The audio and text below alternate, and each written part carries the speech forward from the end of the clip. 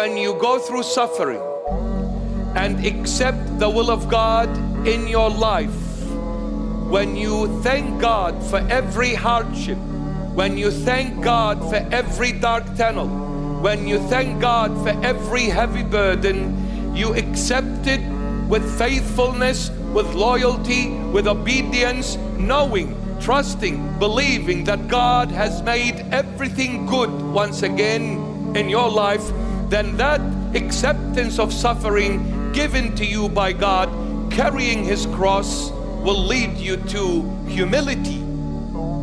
Next level. It takes a lot of suffering for a human being to reach true humility. Humility is not a word we say. Humility is not a topic we preach. Humility is Christ being lived. Hey everyone, welcome back. Today, we're diving into a topic that's foundational to our spiritual walk, but often misunderstood: humility. What does it really mean to be humble in a world that celebrates power, pride, and self-promotion? And how does God use the trials in our lives to shape us into the humble servants He calls us to be? We're going to explore these questions today. As always, I want to hear your thoughts. So drop a comment as we go through this together. Bishop Marmari touches on an important truth. Humility isn't just a word we throw around in church or a concept we preach about from the pulpit. It's something we live out, often through the very things we wish we could avoid: suffering, hardship, and trials. You see, it's easy to talk about being humble when life is going smoothly, but true humility is forged in the fire of adversity. I've been reflecting a lot on this lately, and it's clear that accepting suffering as part of God's will can transform us in profound ways. When you go through suffering and choose to accept it with faithfulness, loyalty, and obedience, you're actually aligning yourself with Christ. This isn't just about enduring tough times. It's about trusting that God is using every dark tunnel and heavy burden to refine your character. It's like this.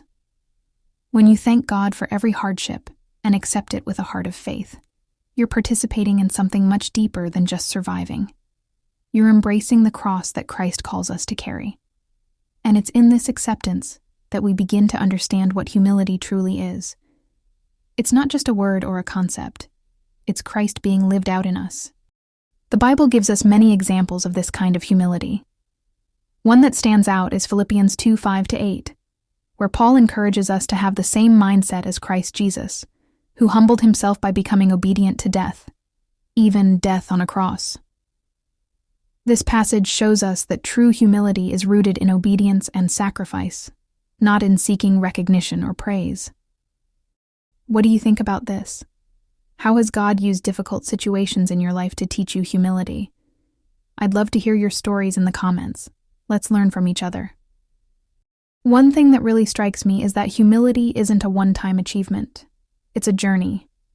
And on this journey, we're often led through valleys of suffering, where we learn to rely not on our own strength, but on God.